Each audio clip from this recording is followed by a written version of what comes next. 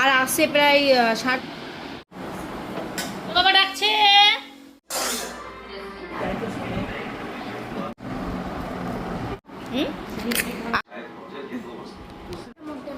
আজকে সাদা কর। সবাইকে গুড মর্নিং জানিয়ে আবার একটা নতুন সকাল, নতুন ভিডিও। তো কালকে তো মাইমারা যায়নি, আমাদের সদরঘাট থেকে আসতে দেরি হয়ে গেছিল, তো রাতে ছিল। এবার সকালবেলা উঠেই সব রেডি হয়ে গেছে, বেরিয়ে যাবে বলে। তো আমি আবার বললাম যে না না, এখন জল খাবার করবো, দুপুরে রান্না করব, খাওয়া দাওয়া করে আমাদের টোটো ঠিক করা আছে, টোটোতে বসে তারপরে বাড়িতে পাঠাবো। উঠে আগে স্নান করে ঠাকুরের পুজোটা সারলাম, সেটাই সব থেকে আমার কাছে বড় কাজ। স্নান করা, পুজো করা, এই দুটো কাজ হয়ে গেলে মনে হয় আমার সব কাজ হয়ে গেছে, আমি এখন ফ্রি।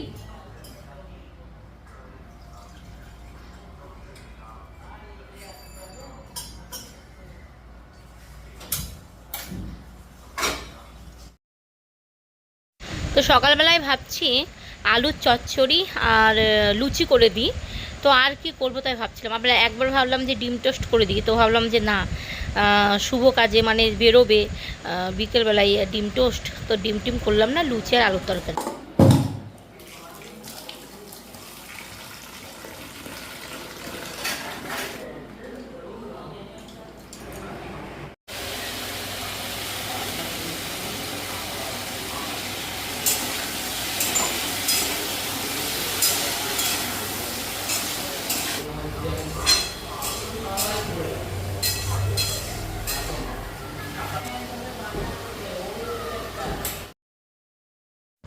আলুর তরকারিটা বসিয়ে গ্যাসটা লো করে দিয়েছি, আর এইদিকে আমি ময়দাটা মেখে নিচ্ছি। তো এর মধ্যে কিন্তু ময়নের জন্য আমি দিয়েছি তোমার সাদা তেল, একটু চিনি। তো একটু তাড়াতাড়ি করছি, রিকের দাদু আবার ওয়াশরুমে মানে রেডি হয়ে গেলে আর খেতে চায় না। দোকানে যাওয়ার জন্য যদি জামা প্যান্ট পরে নেয় না, তাহলে আর খেতেই চায় না। তো না খাবে, রিক পরে গিয়ে দিয়ে আসবে। তো চলো।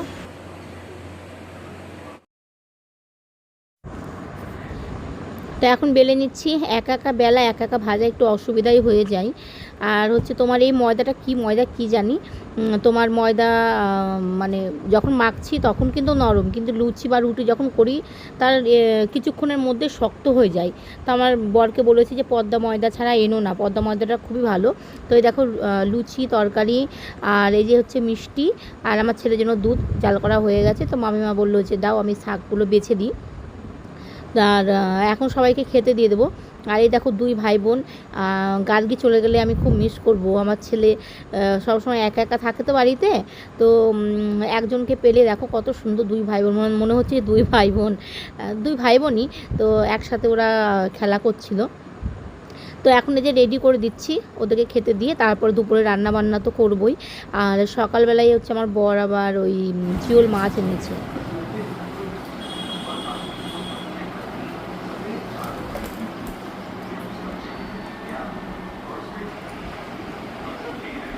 তুমি তো লুচি খাও না, তাহলে আজকে খাচ্ছ তো?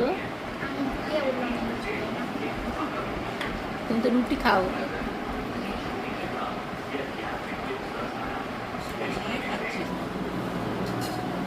পরে না করে দিতে জানো না, জিজ্ঞাসা করো না।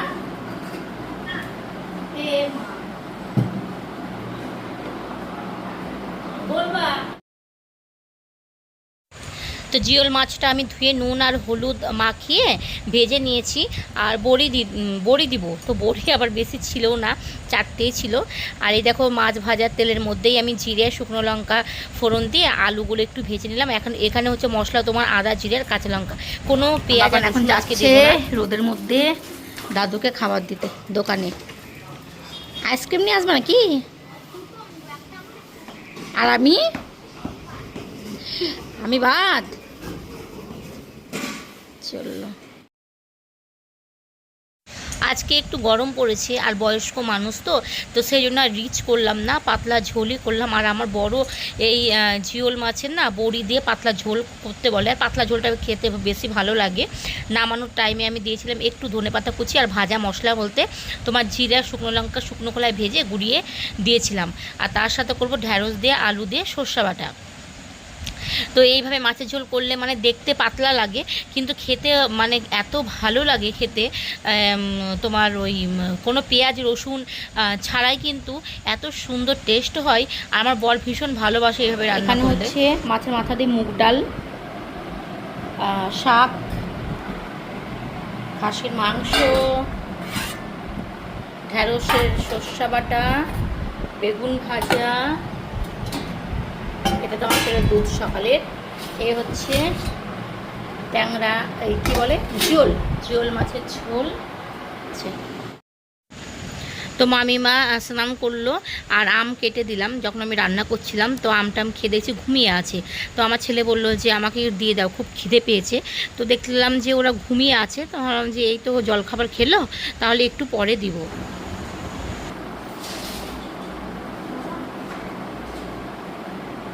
এই যখনই আমাদের ছেলেদের খেতে বসার ঠিক টাইম, যখন আমার ছেলেদের সাথে ঠিক টাইম ওই দেখো ঘরটা নাও।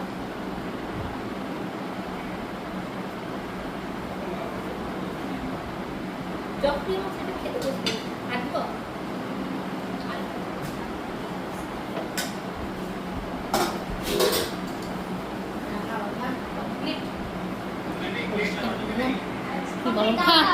হ্যাঁ লেবু। তো আমার রান্নাবান্না তো হয়ে গেছে। কী কী রান্না করেছি তোমাদের সাথে একটু শেয়ার করি। এখানে দেখো রসুন আর কালো জিরে ফোড়ন দিয়ে শাক করেছি, বেগুন ভাজা করেছি, ঢ্যাঁড়সের সর্ষা বাটা আর পাতলা করে মাছের ঝোল আর লেবু। তো গার্গির আর মামিমার জন্য রেডি হয়ে গেছে। তো চলো এখন খেতে দিয়ে দেবো। আর এত এত ভাত ওরা খায় না, তোমার একদম পুরো অল্প, কিন্তু ওইটুকুটা ভাত দিতে একটু কেমন লাগে না। তো সেই জন্য আমি আমার মতো করে সাজিয়ে দিয়েছি। এত ভাত কিন্তু খাইনি। তারপরে বলে যে আমাকে একটা প্লেট দাও। তো আমি প্লেট দিই, প্রায় অর্ধেক ভাতই ওরা উঠিয়ে দেয়। তো খাবার দাবারগুলো দেখে মানে আমরা ছোটো বাটির অন্তত এক বাটি হলেও ভাত খাই, তো ওরা ভাতই খেতে পারে না। আমার বরের মুখে শুনেছি মামিমা নাকি খুব ভালো রান্না করে। তো আমি ভাবছি যে কেমন ওদের কাছে কেমন লাগছে না লাগছে। আমি তো দেখে অবাক যে আমার ছেলে দুপুরবেলায় ঘুমিয়েছে, বাবা, যাকে আমি ঘুম পাড়াতেই পারি না। তো দেখো কত সুন্দর তিনজন ঘুমিয়ে আছে। তো এখন এই যে টোটো এসে দাঁড়িয়ে আছে, আর এখন এই যে ওরা বেরিয়ে যাবে। তো সেই জন্য একটু চাটা করে দিলাম। তো এই বেরিয়ে যাবে, আর কবে আসবে তার ঠিক নেই। খুবই একটু খারাপ লাগবে যে মানে আমাদের বাড়িতে কেউ আসেও না, আসলেও থাকে না, কিন্তু একটা দিন থাকলেও বাড়িটা পুরো জমজমাট, খুবই মিস করবো।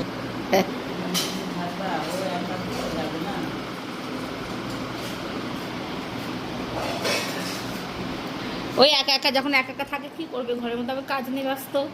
ওই ড্রয়িং করে, হয়তো বই নিয়ে একটু বসে আছে, একা একা ওই রকম করে।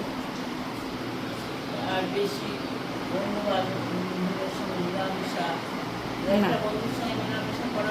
হ্যাঁ, আর একদম পুরো ঘরের মধ্যে বন্দি করে রাখি না। একটু খেলাধুলা না করতে দিলে না বাচ্চার মাইন্ড অন্যরকম হয়ে যাবে। আর টাইমই তো পায় না ও তো সেই 8:30টার সময় চলে যায় স্কুলে, আর আসে প্রায় 3:30টার সময়, এসেই চলে যায় ফুটবলের মাঠে। হ্যাঁ, আর সন্ধ্যাবেলায় আসে। ও সারাটা দিন বাড়িতেই থাকে না।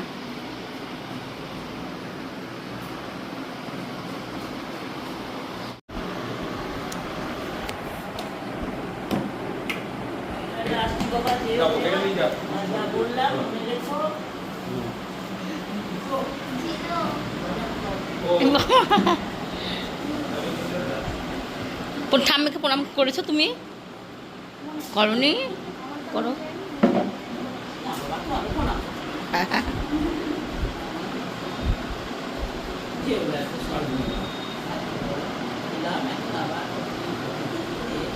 এক বছর থেকে তোমাদের বাড়ি আসবে,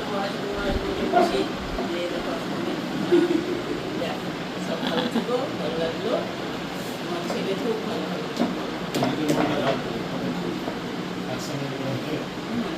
দিদাবের সামনে দিয়ে তো ঘুম পুরো হয়ে যায়। হ্যাঁ ওখানে কি আমাকে ফোন করবে? আমি সব দিয়ে দিয়েছি, একদম বাড়ি থেকে নামিয়ে দিলে চলে আসবো আমাদের যে আমার।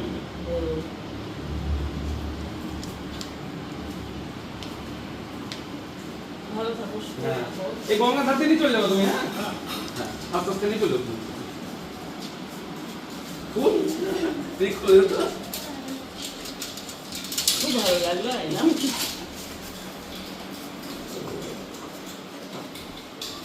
বাবা কেমনটা ধর। হ্যান্ডেল চেঁচিয়ে চলে যাচ্ছে। গেট বন্ধ করে না।